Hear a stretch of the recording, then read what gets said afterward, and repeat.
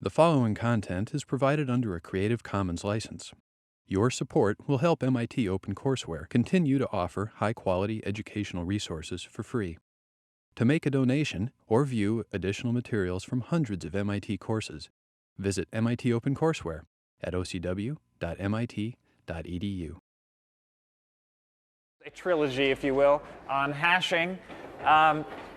We did a lot of cool hashing stuff. In some sense, we already have what we want with hashing. Hashing with chaining, we can do constant expected time, I should say. Constant as long as, if we're doing insert, delete, and exact search. Is this key in there? If so, return the item. Otherwise, say no. And we did that with hashing with chaining. Under the analysis we did was with simple uniform hashing. An alternative is to use universal hashing, which is not really in this class, but if you find this weird, then this is less weird. And hashing with chaining, the idea was we had this giant universe of all keys. It could be actually all integers, so it's infinite. But then what we actually are storing in our structure is some finite set of n keys. Here I'm labeling them K1 through K4, n is 4. But in general, I mean, you don't know what they're going to be. We reduce that to a table of size m via this hash function h, stuff drawn in red. And so here I have a three-way collision. These three keys all map to 1. And so I store a linked list of K1, K4, and K2. They're in no particular order. That's the point of that picture. Here K3 happens to map to its own slot. And the other slots are empty, so they just have a null saying there's an empty linked list there. Okay, total size of this structure is n plus m. There's m to store the table. There's n to store the sum of the lengths of all the lists is going to be n. And then we said the expected chain length, if everything's uniform, then the probability of a particular key going to a particular slot is 1 over m. And if everything's nice and independent, or if you use universal hashing, you can show that the total expected chain length is n over m. N independent trials, each probability 1 over m of falling here. And we called that alpha, the load factor. And we concluded that the operation time to do an insert, delete, or search was order 1 plus alpha. So that's in expectation. So that was hashing with chaining. This is good news. As long as alpha is a constant, we get constant time.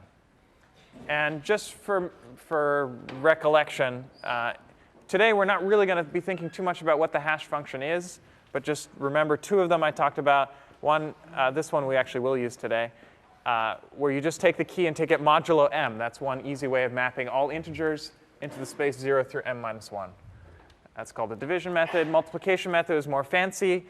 You multiply by a random integer, and then you look at the middle of that multiplication, and that's where lots of copies of the key k get mixed up together, and that's sort of the name of hashing. And that's a better hash function in the real world. So that's hashing with chaining. Cool? Now, it seemed like a complete picture, but there's one crucial thing that we're missing here. Any suggestions? If I went to go implement this data structure, what don't I know how to do? And one answer could be the hash function, but we're going to ignore that. Okay. I know you know the answer. Does anyone else know the answer? Yeah. Grow the table. Yeah. The question is, what should m be? Okay. We have to create a table of size m, and we put our keys into it. We know we'd like m to be about the same as n. But the trouble is we don't really know n, because insertions come along, and then we might have to grow the table. If n gets really big relative to m, we're in trouble, because this factor will go up, and it'll be no longer constant time. On the other hand, if we set m to be really big, we're also kind of wasteful. I mean, the whole point of this structure was to avoid having one slot for every possible key, because that was giant. We want it to save space. So we want m to be big enough that our structure is fast, but small enough that it's not wasteful in space. And so That's the remaining question.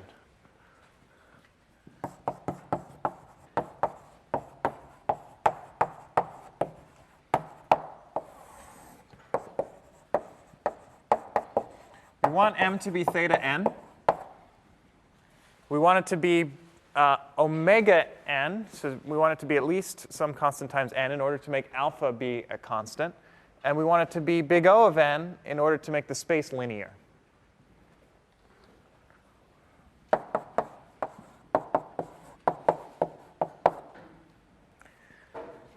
And the way we're going to do this, as you suggested, is to grow the table.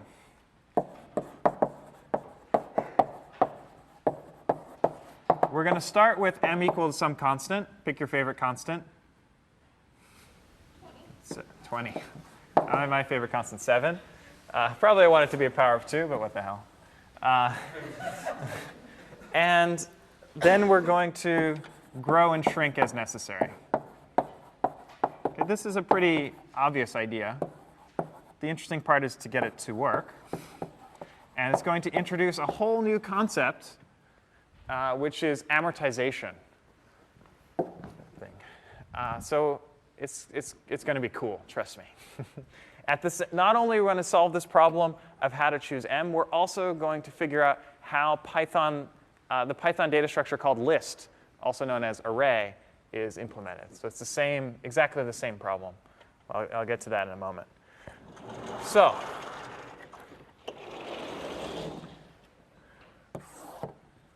for example, let's say that I said m should be theta n.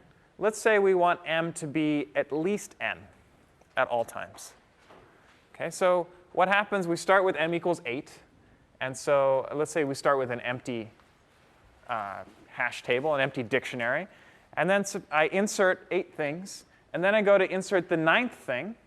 I say, oh, now m is bigger than n. What should I do?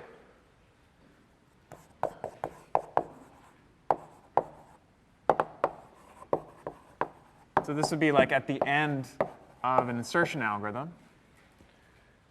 After I insert something, I say, oh, if m is greater than n, then I'm getting worried that m is getting much bigger than n. So I'd like to grow the table. Okay, let's take a little diversion to what does grow a table mean.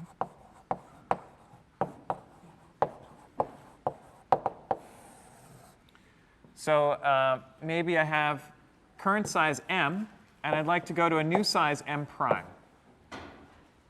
This would actually work if you're growing or shrinking, but m could be bigger or smaller than m prime. What should I do? What do I need to do in order to build a new table of this size? Easy warm up. Yeah? Allocate the memory and then rehash. Yeah, allocate the memory and rehash. So we have all these keys. They're stored with some hash function in here in table of size m. I need to build an entirely new table of size m prime. And then I need to rehash everything.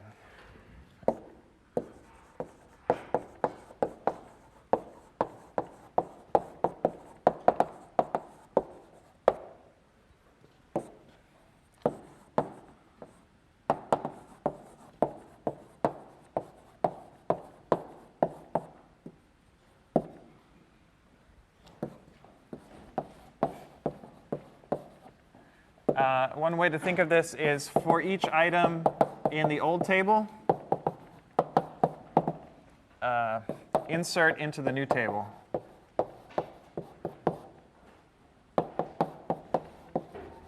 T prime. I think that's worth a cushion. You got one? All right. You don't want to get hit. It's fine. We're not burning through these cushions fast enough, so answer more questions. OK, so how much time does this take? That's the main point of this exercise.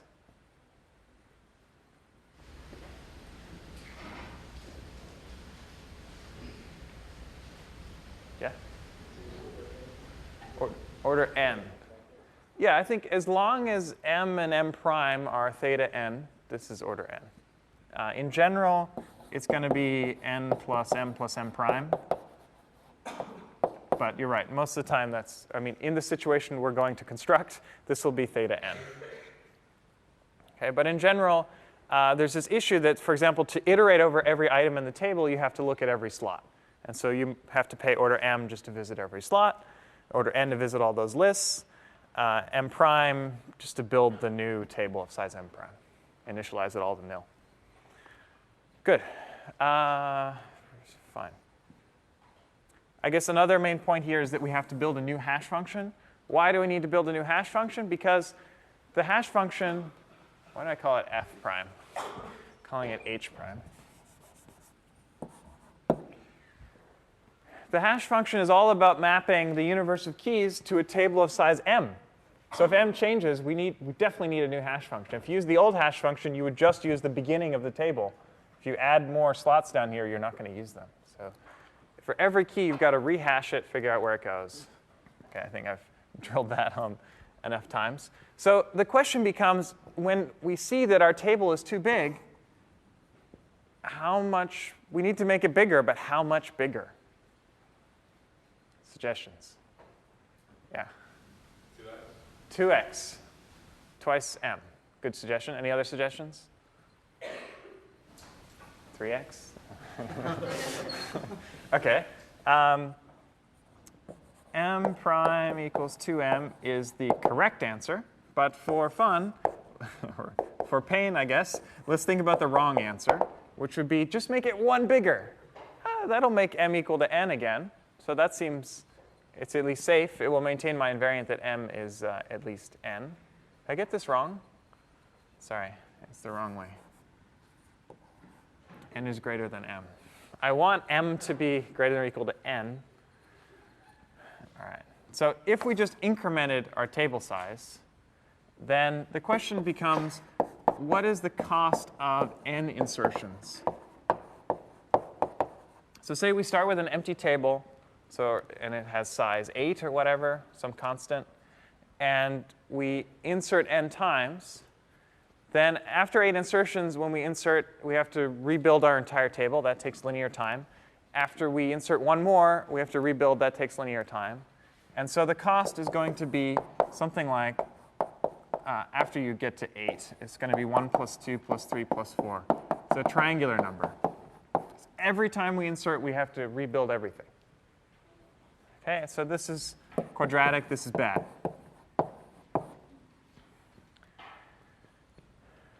Fortunately, if all we do is double m, we're golden. And this is sort of the point of why it's called table. I call it table resizing there in order to not give it away. But this is a technique called table doubling. OK, and let's just think of the cost of n insertions. There's also deletions. But if we just, again, start with an empty table and we repeatedly insert, then the cost we get, if we double each time and we're inserting, after we get to 8, we double to 16. Then we insert 8 more times. Then we double to 32. Then we insert 16 times. Then we double to 64. So all these numbers are roughly the same. They're within a factor of 2 of each other. Every time we're rebuilding in linear time, but we're only doing it like log n times. Right? If we're going from 1 to n, there are log n growths, log n doublings that we're able to do. So you might think, oh, it's n log n. But we don't want n log n. That would be binary search trees. We want to do better than n log n. If you think about the costs here, the cost to rebuild the first time is constant. It's like 8. And then the cost to rebuild the second time is 16. So twice that. The cost to build the next time is 64. So these go up geometrically. I mean, you've got to get from 1 to n with log n steps. The natural way to do it is by doubling. And you can prove that indeed this is the case. So this is a geometric series. Didn't mean to cross it out there. And so this is theta m. OK, now it's a little strange to be talking about theta n. This is a data structure supposed to be constant time per operation. This data structure is not constant time per operation. OK, even ignoring all the hashing business, all you're trying to do is grow a table. It takes more than constant time for some operations. Near the end, when you have to rebuild the last time, you're restructuring the entire table. That takes linear time for one operation. that you might say that's bad. But the comforting thing is that there are only a few operations, log n of them, that are really expensive. The rest are all constant time. You don't do anything. You just add into the table. So this is an idea we call amortization.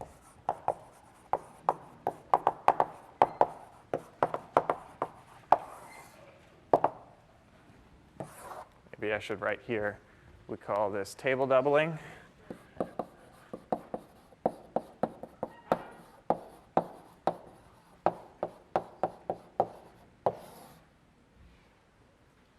Okay, so the idea with amortization, let me give you a definition. Let's say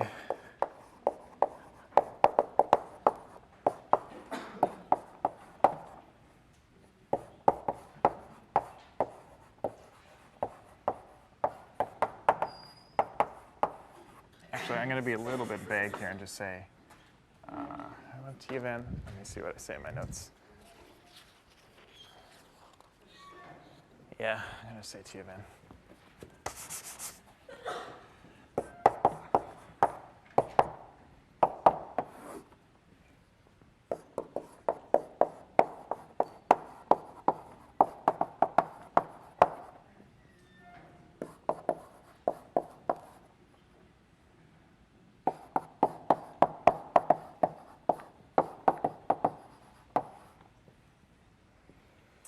So we're going to use a concept of, usually we say the running time is T of n. And we started saying the expected running time is some T of n, 1 plus alpha, whatever. Now we're going to be able to say the amortized running time is T of n, or the running time is T of n amortized. That's what this is saying. And what that means is that it's not any statement about the individual running time of the operations. It's saying if you do a whole bunch of operations, k of them, then the total running time is at most k times T of n. This is a way to amortize, or to, amortize. This is in the economic sense of amortize, I guess. You spread out the high costs so that it's cheap on average all the time. It's kind of like, normally we pay rent every month. But you could think of it instead as you're only paying $50 a day or something for your monthly rent.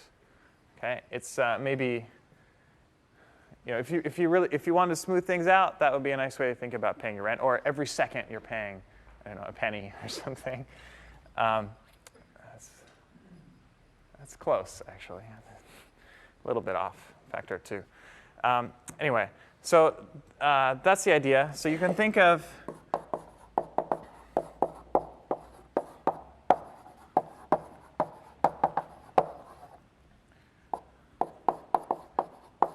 this is kind of like saying that the running time of an operation is T of n on average, but let's put that in quotes. We don't usually use that terminology. So maybe you can put a tilde here. Where the average is taken over all the operations. So this is something that only makes sense for data structures. Data structures are things that have lots of operations on them over time. And if you just, instead of counting individual operation times and then adding them up, if you add them up and then divide by the number of operations, that's your amortized running time. So the point is, in table doubling, the amortized running time is beta 1. Because it's n in total. Well, at this point, we've only analyzed insertions. Haven't talked about deletions, but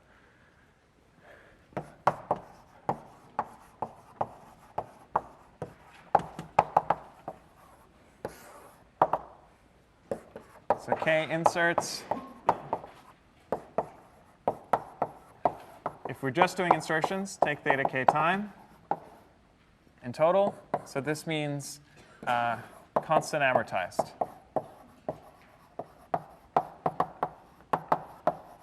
Per insert. Okay, it's a simple idea, but a useful one, because typically, unless you're in like a real-time system, you typically only care about the overall running time of your algorithm, which might use a data structure as a subroutine, You don't care if individual operations are expensive as long as all the operations together are cheap. If you're using hashing to solve some other problem like counting duplicate words in docdist, you just care about the running time of counting duplicate words. You don't care about how long each step of the for loop takes, just the aggregate. So this is good most of the time. And we've proved it for insertions. It's also true when you have deletions. You have k inserts and deletes.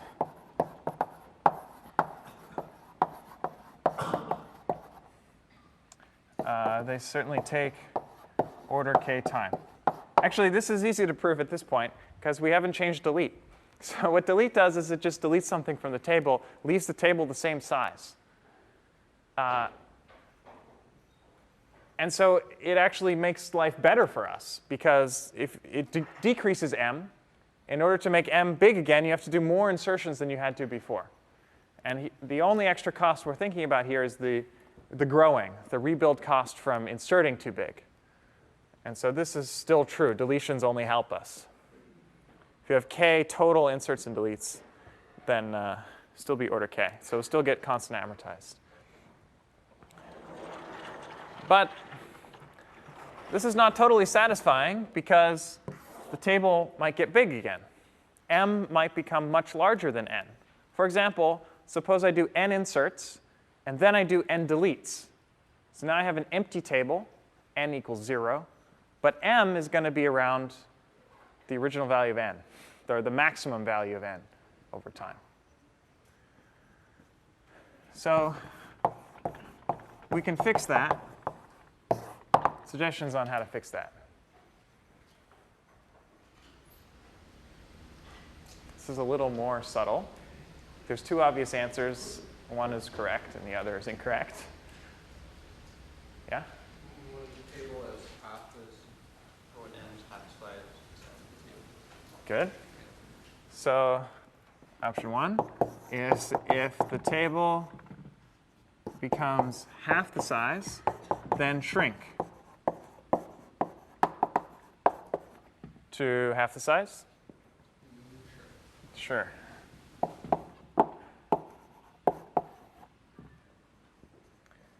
OK. That's on the right track. Anyone see a problem with that? Yeah? You're like resizing when you're going from like 8 to 9. You can go from 8 to 9, 9 to 8 or so. Good. So if you're resizing, and say you have a table of size, or you have 8 items in your table, you add a 9th item, and so you double to 16.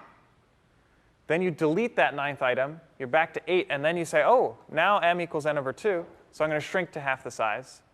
And if I insert again, delete, insert, delete, insert, I spend linear time for every operation. So that's the problem. This is slow. If we go from 2 to the k to 2 to the k plus 1, we go this way by insert, or sorry, 2 to the k plus 1. Then I said it right. Insert to go to the right, delete to go to the left. Then we'll get linear time per operation. That is bad. So how do we fix this? Yeah? Maybe m equal n over 3 or something? M equals n over 3. And Yeah. you still leave it to shrink to m over 2. Good. I'm going to do 4, if you don't mind. I'll keep it powers of 2. Any number bigger than 3 will work. Any number bigger than 2 will work here. But it's kind of nice to stick to powers of 2, just for fun. I mean, it doesn't really matter, because as you say, we're still going to shrink to half the size, but we're only going to trigger it when we're 3/4 empty. So we're only using 1/4 of the space. Then it turns out you can afford to shrink to half the size, because in order to explode again, in order to need to grow again, you'd have to still insert n over m over 2 items, because it's half empty. So when you're only 1/4 full, you shrink to become a half full, because then to grow again requires a lot of insertions. I haven't proved anything here, but it turns out if you do this, the amortized time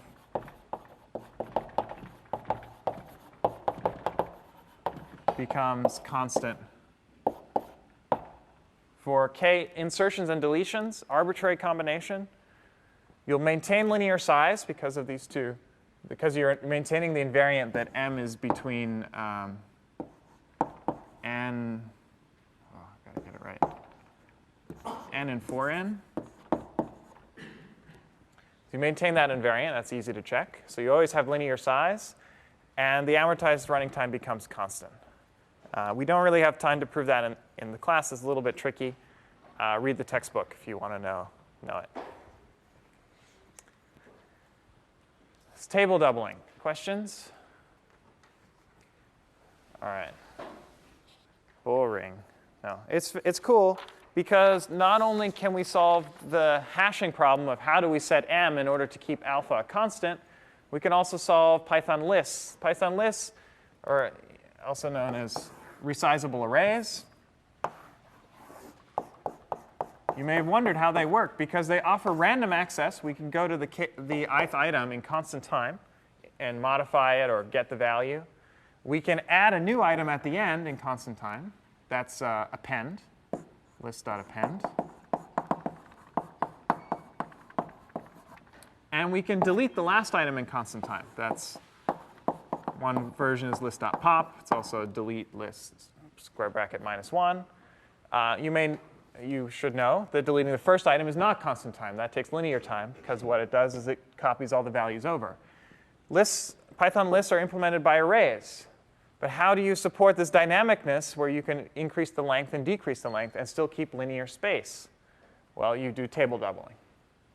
And I don't know whether Python uses 2 or some other constant, but any constant will do, as long as the deletion constant is smaller than the insertion constant. And that's how they work. So in fact, list.append and list.pop are constant amortized. Before, we just said, for simplicity, they're constant time. And for the most part, you can just think of them as constant time. But in reality, they're constant amortized. Now, for fun, just in case you're curious, you can do all of this stuff in constant worst case time per operation. Maybe a fun exercise. Do you want to know how? Yeah. The rough idea is when you realize that you're getting kind of full, you start building on the side a new table of twice the size. And every time you insert into the actual table, you move like 5 of the items over to the new table. Or it needs to be a big enough constant. So that by the time you're full, you just switch over immediately to the other structure. It's kind of cool. It's very tricky to actually get that to work. But if you're in a real-time system, you might care to know that. For the most part, people don't implement those things because they're complicated. But it is possible to get rid of all these amortized. Cool. Let's move on to the next topic, which is more hashing related. This is sort of general data structures in order to implement hashing with chaining, but didn't really care about hashing per se. We assumed here that we can evaluate the hash function in constant time, that we can do insertion in constant time, but that's the name of the game here. But otherwise, we didn't really care. As long as the rebuilding was linear time, this technique works. OK. Now we're going to look at a new problem. There's lots of practical applications. I mentioned some of these problems in the last class, which is string matching. This is essentially the problem. How many people have used grep in their life? OK, most of you. How many people have used find in a text editor? OK, the rest of you. And so these are the same sorts of problems. You want to search for a pattern, which is just going to be a substring, in some giant string, which is your document, your file, if you will. So to state this formally, given two strings, S and T, you want to know, does S occur as a substring of T?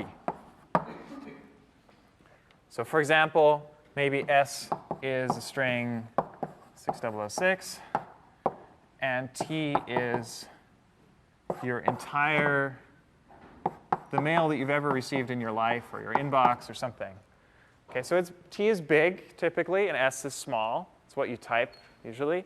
Maybe you're searching for all email from Piazza, and so you put the Piazza from string or whatever. You're searching for that in this giant thing. You'd like to do that quickly. Okay, another application, S is what you type into Google. T is the entire web. That's what Google does. It searches for your string in the entire web. I'm not joking. Okay, fine. So we'd like to do that. What's the obvious way to search for a substring in a giant string? Yeah? Just check each substring of the right length. So it's got to be of the length of S. And just, there's only a linear number of them, so check each one. Okay, let's analyze that.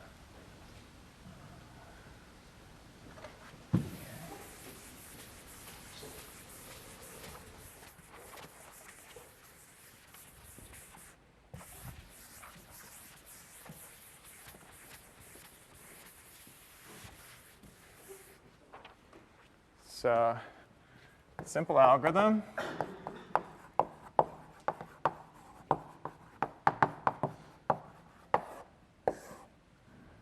Actually, just for fun, I have the pseudocode for it.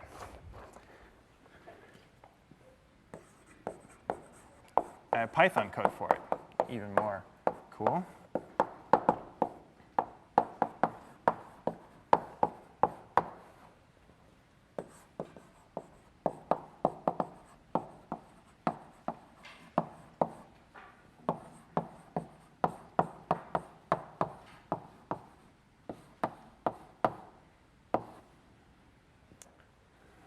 Okay, I don't know if you know all these Python features, but you should. They're super cool. This is string splicing. So we're looking at in T, let me draw the picture. Here we have S. Here we have T. Think of it as a big string. We'd like to compare S like that. And then we'd like to compare S shifted over 1. See whether all of the characters match there, and then shift it over one more, and so on. And so we're looking at a substring of T from position I to position I plus the length of S, not including the last one. So that's of length exactly length of S. This is S. This is T. And so each of these looks like that pattern. We compare S to T. What this comparison operation does in Python is it checks the first character, see if they're equal. If they are, keep going until they find a mismatch. If there's no mismatch, then you return true. Otherwise, you return false. Okay, and then we do this roughly length of T times, because that's how many shifts there are, except at the end, we run out of room. We don't care about if we shift beyond the right, because that's clearly not going to match. And so it's actually length of T minus length of S. That's the number of iterations. Okay, hopefully I got all the index arithmetic right, and there's no plus ones or minus ones. I think this is correct. Okay, we want to know whether any of these match.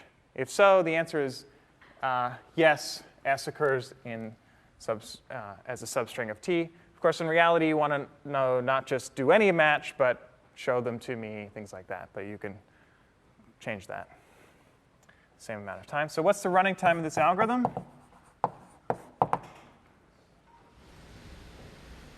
So my relevant things are the length of S and the length of T.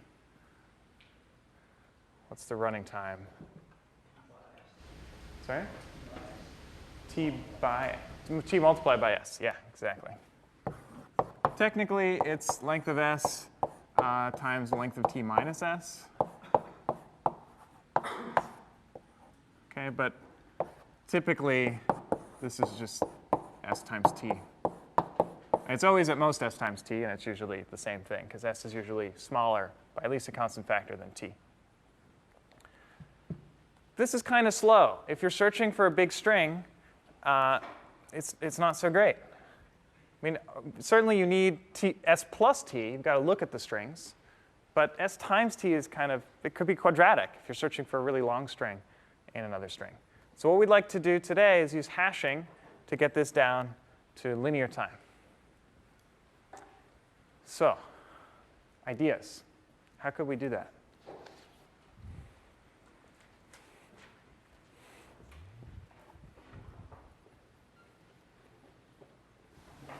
using hashing. Subtle hint. Yeah.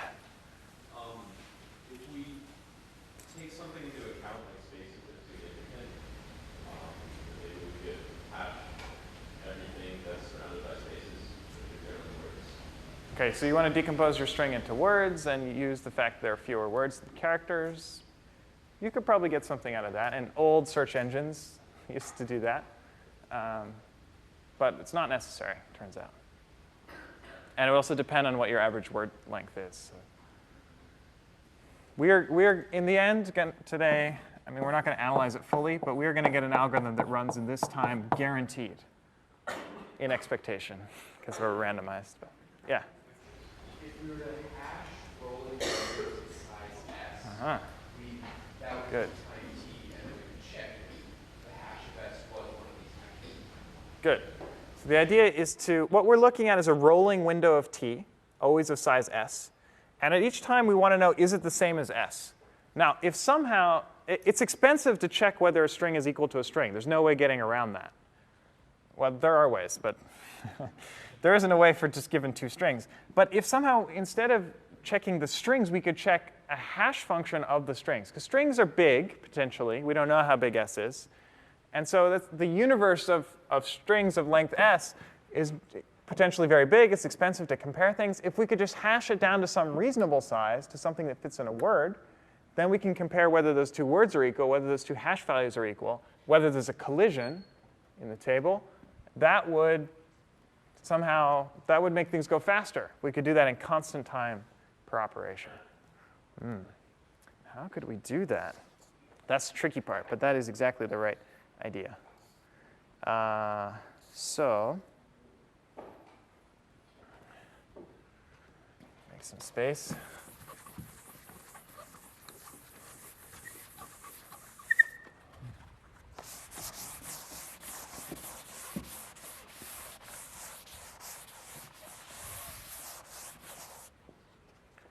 I think I do things a little out of order from what I have in my notes, and tell you about something called rolling hashes, and then we'll see how they're used. So shelve that idea. We're going to come back to it. We need a data structure to help us do this. Because if we just compute the hash function of this thing, compare it to the hash function of this thing, and then compute the hash function of the shifted value of t and compare it, we don't have to recompute the hash of s. That's going to be free once you do it once. But computing the hash function of this, and then the hash function of this, and the hash function of this, usually to compute each of those hash functions would take length of s time, and so we're not saving any time. Somehow, if we have the hash function of this, the first substring of length s, we'd like to very quickly compute the hash function of the next substring in constant time. Yeah? We already have like s minus 1 of the characters of the Yeah. core. If you look at this portion of s and this portion of s, they share s minus 1 of the characters. Just one character different. First one gets deleted, last character gets added. So here's what we want. We'd like, given a hash value, maybe I should call this r, it's not the hash function. Give it a rolling hash value, you might say. I'd like to be able to append a character. Okay, I should say r maintains a string. So there's some string. Let's call it x. And this, what r.append of c does is add character c to the end of x. And then we also want an operation which is, you might call it pop left in Python. I'm going to call it skip, a little shorter. Delete the first character of x. And assuming it's c. So we can do this because over here, what we want to do is add this character, which is like t of length of s. And we want to delete this character from the front, which is t of 0. Then we will get the next string. Okay, and at all times, R, what's the point of this R? You can say R, let's say open paren, close paren. This will give you a hash value of the current string. So this is basically h of x for some hash function h, some reasonable hash function. Okay, if we could do this and we could do each of these operations in constant time, then we can do string matching. Let me tell you how. This is called the Karp-Rabin string matching algorithm.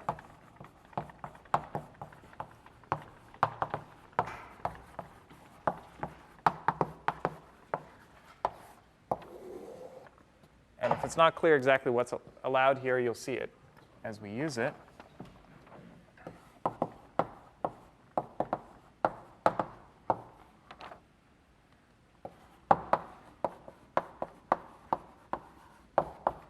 First thing I'd like to do is compute the hash function of s. I only need to do that once, so I'll do it. In this data structure, the only thing you're allowed to do is add characters. Initially, you have an empty string. And so for each character in s, I'll just append it. And now rs gives me a hash value of s. Okay. Now, I'd like to get started and compute the hash function of the first s characters of t. So this would be t up to length of s.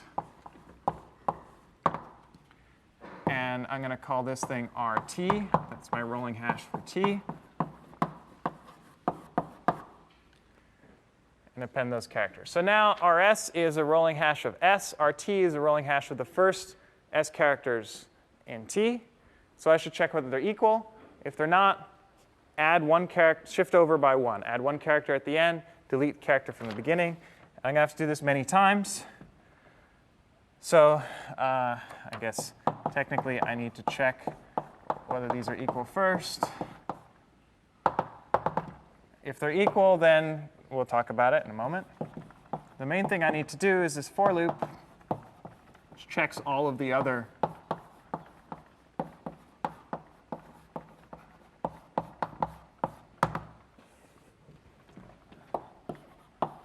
and all I need to do is throw away the first letter, which I know is t of I minus length of s, and add the next letter, which is going to be t of I. And then after I do that, I don't change hs, because that's fixed. That's just, or sorry, I switched from h to, in my notes I have h. I've been switching to r, so all those h's are r's. Sorry about that. So then if rs equals rt, then potentially that substring of t matches s. But it's potentially, because we're hashing, things are only true in expectation. There's some probability of failure. Just because the hash function of two strings comes out equal doesn't mean the strings themselves are equal, because there are collisions. Even distinct strings may map to the same slot in the table. So what we do in this situation is check whether, oh gosh, s equals t. I did it slightly less conveniently than before. It's like I minus length of s plus 1 to I plus 1. Oh, well, that wasn't very beautiful, but it works. So in this case, I'm going to check it character by character. Okay? If they're equal, then we found a match. So it's kind of OK that I spent all this time to check them. In particular, if I'm just looking for the first match, like you're searching through a text document, you just care about the first match, then you're done. So yeah, I spent order s time to do this. But if they're equal, it's sort of worth that effort. I found a match. If they're not equal, we basically hope, or we will engineer it so that this happens with probability at most 1 over s.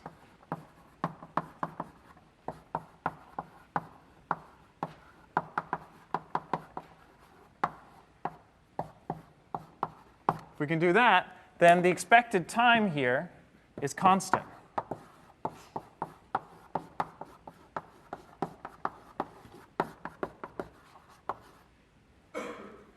So that would be good. Because then if skip and append take constant time, and this sort of double checking only takes constant expected time, except when we find matches, and then we're OK with it, then this overall thing will take linear time. Okay, in fact, the proper thing would be this is you pay s plus t. Then you also pay, for each match that you want to report, you pay length of s. Okay, I'm not sure whether you can get rid of that term. But in particular, if you just care about one match, this is linear time. It's pretty cool.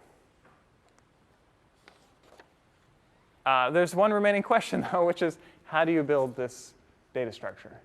Is the algorithm clear, though? I mean, I wrote it out in gory detail so you can really see what's happening, also because you need to do it in your problem set. So I give you as much code to work from as possible. Question? What is RS? RS is going to represent a hash value of S. Okay. You could just say H of S, but what I'd like to show is that all you need are these operations. And so given a data structure that will compute a hash function, given the append operation, what I did up here was just append every letter of S into this thing, and then RS open paren close paren gives me the hash function of S. You said you can do R append over here, but then you said RS append. Yeah, so there are two rolling hashes. One's called RS and one's called RT. Okay, this was an ADT, and I didn't say it at the beginning. Line 1, I say RS equals a new rolling hash. RT equals a new rolling hash. Sorry, I should bind my variables. Okay, so I'm using two of them because I want to compare their values, like this. Other questions? It's actually a pretty big idea. This is an algorithm from the 90s, I believe, so it's fairly recent. And it's one of the first examples of really using randomization in a super cool way, other than just hashing as a data structure. All right, so the remaining thing to do is figure out how to build this ADT. What's a data structure that implements this, spending constant time for each of these operations.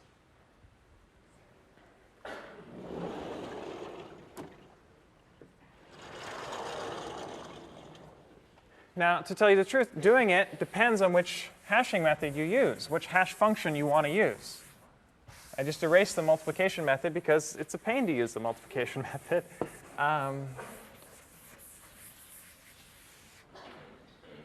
Though I'll bet you could use it, actually. That's an exercise for you to think about. I'm going to use the division method because it's the simplest hash function. And it turns out in this setting, it does work. We're not going to prove that this is true. This is going to be true in expectation, expected time.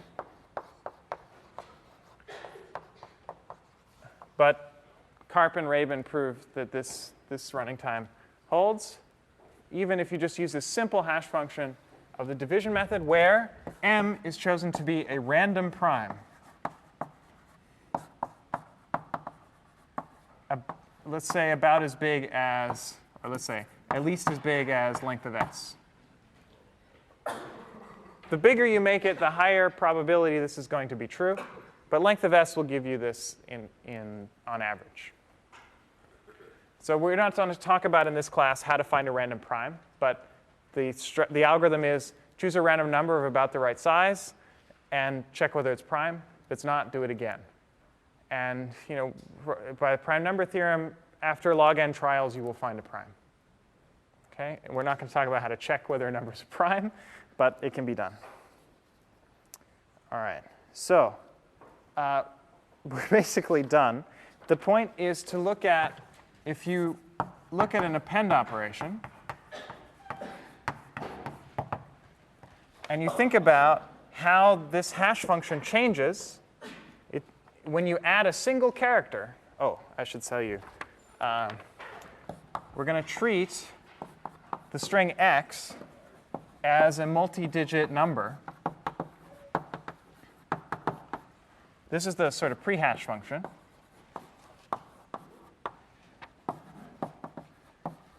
And the base is the size of your alphabet.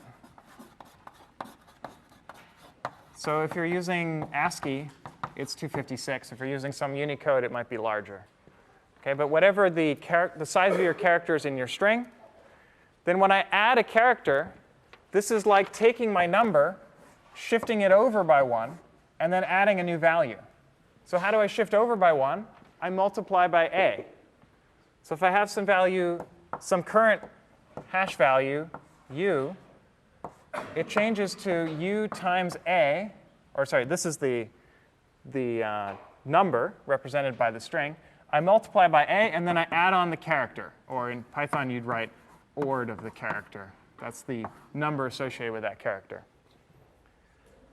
OK, that gives me the new string. Very easy. If I want to do skip, it's slightly more annoying. But skip means just annihilate this value. And so it's like u goes to u minus the character times a to the power size of u minus 1. That's, I have to shift this character over to that position, and then annihilate it with a minus sign. You could also do XOR. OK, and when I do this, I just think about how the hash function is changing. Everything is just modulo m. So if I have some hash value here, r, I take r times a plus ord of c, and I just do that computation modulo m, and I'll get the new hash value. Do the same thing down here, I'll get the new hash value. So what r stores is the current hash value, and it stores a to the power length of u, or length of x, whatever you want to call it. So that would be a little better. And then it can do these in constant number of operations, just compute everything modulo m, one multiplication, one addition. You can do append and skip, and then you have the hash value instantly. It's just stored, and then you can make all this work.